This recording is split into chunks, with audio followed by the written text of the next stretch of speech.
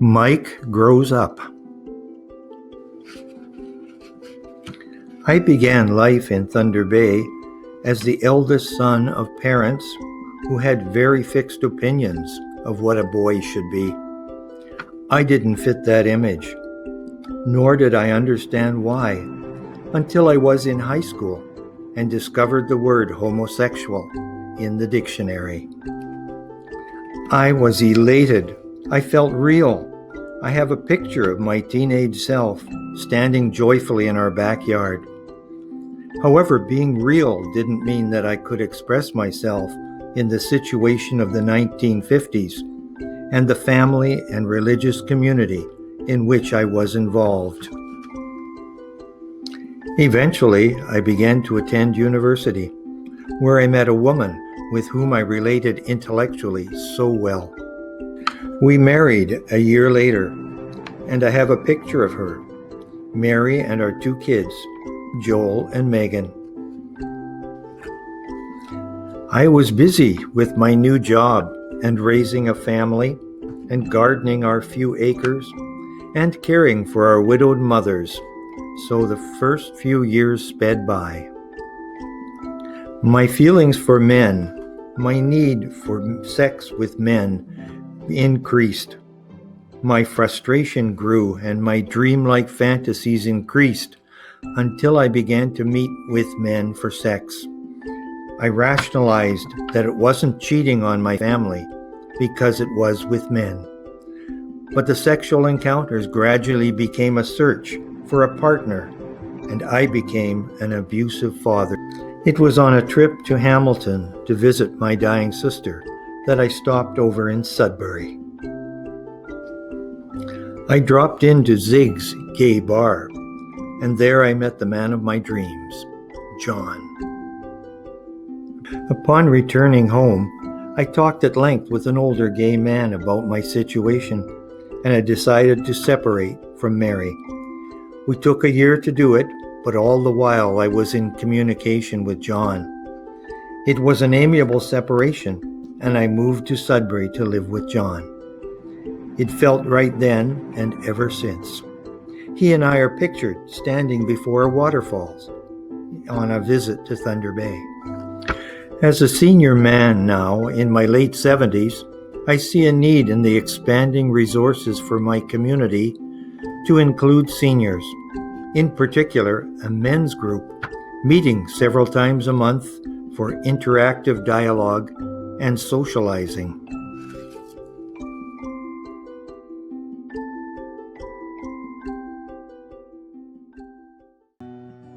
From youth to present.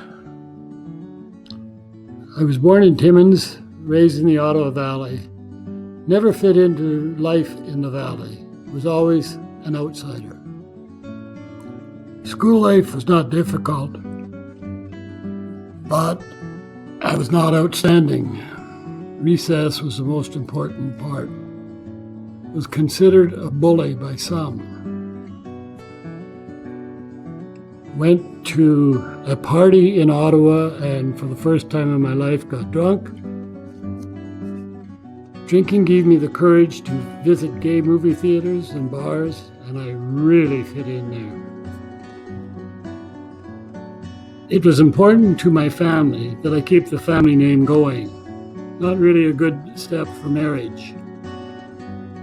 But we got married in 1967.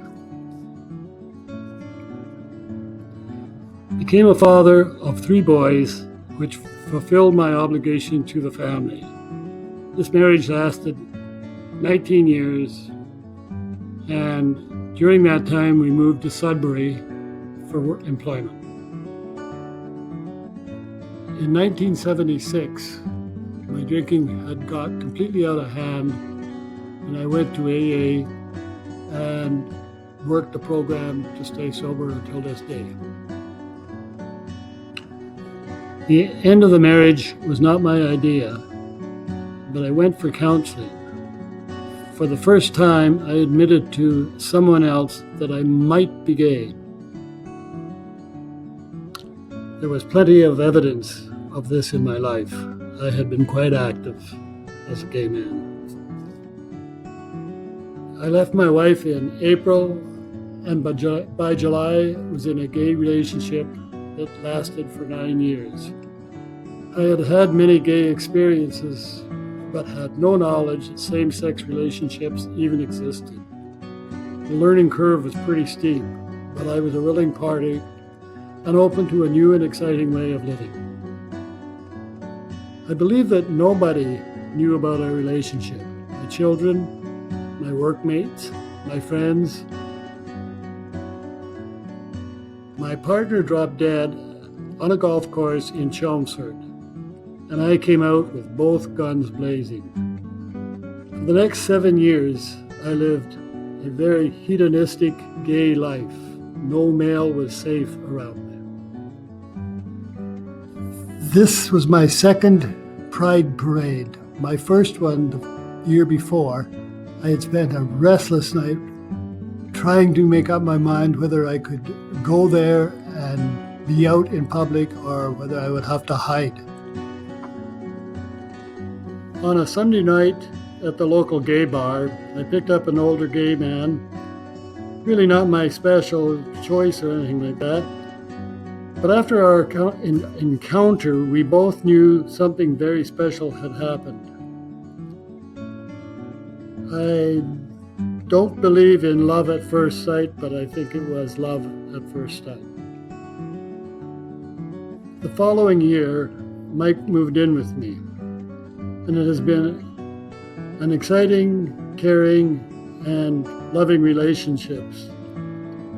We are both seniors and have many things in common. We've been together for 17 years. The only thing I could find in the house that showed that we were gay is the quilt that you see on the screen right now. So far, this relationship has lasted 17 years. I believe that this has allowed me to become what I always wanted to be, a normal person in a loving relationship.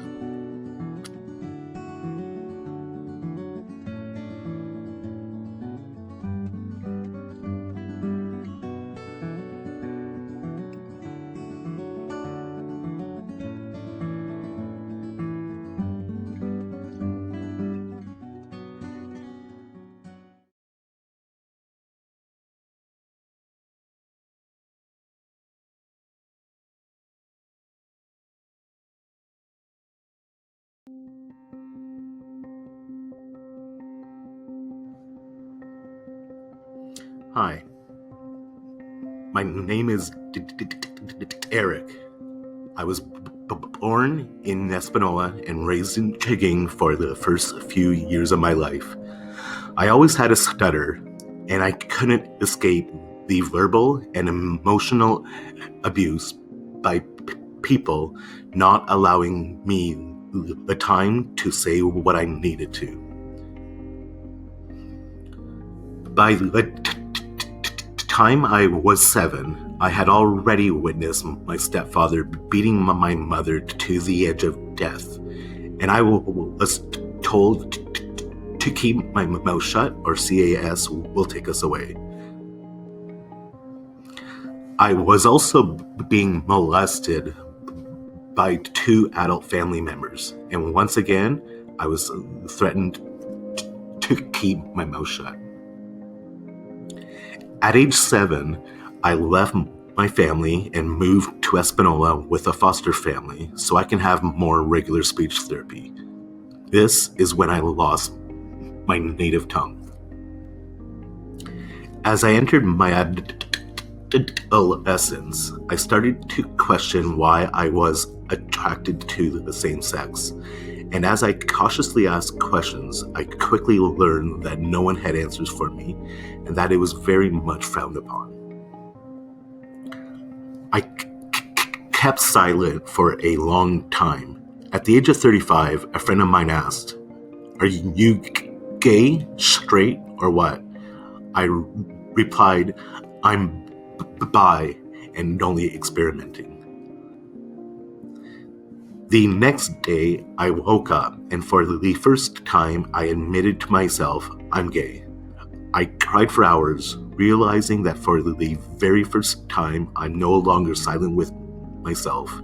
Instead, being truthful with myself and now with everyone around me. I had questions about everything.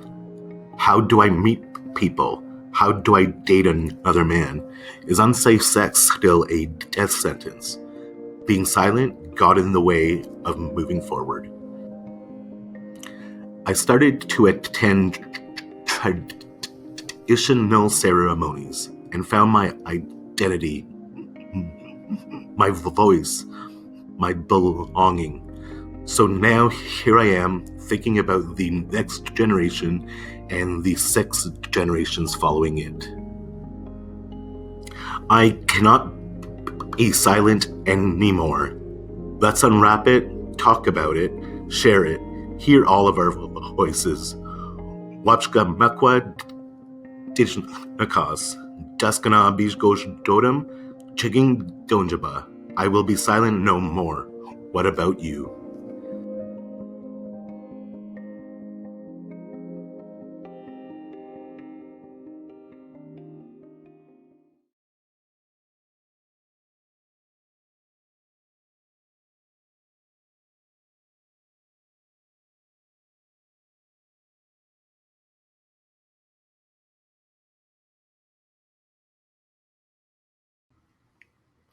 No Gay Handbook.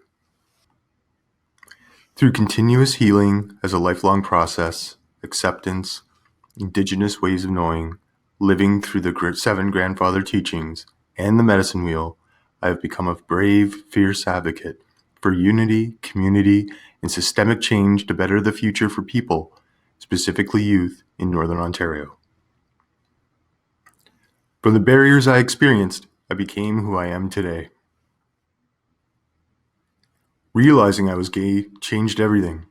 Isolation from my environment, family, heart, mind, and identity led to lying to people, to friends, and myself 24 hours a day, 7 days a week.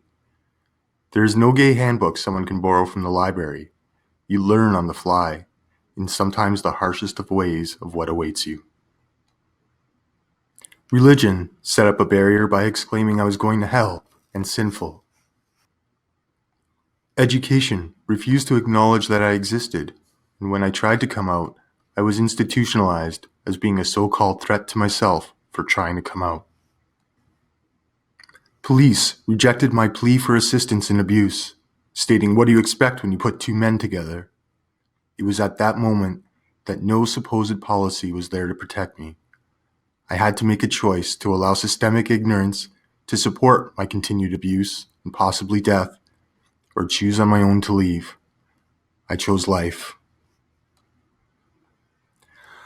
All around me were barriers to even scraping my way to any sort of full potential. The concept of opportunity for all are great in theory, but only exists for some in this world, whether past, present, or in the future. We may not need a handbook. Words are just words without action. I don't offer any answers as of yet, but the invitation to walk together to meaningfully challenge the realistic results of barriers put in front of us. Suicide, mental health issues, bullying, substance misuse, isolation, and the crushing of someone's spirit. I'm a proud gay man, and although it has been a rough journey, I'm aware it has helped me make me the way I am today. Yet saddened that many will have that journey ended if we do not take this challenging journey together. The change we need is so much more than a singular solution. It needs to be hand in hand with educational, justice, political, cultural, and health institutions.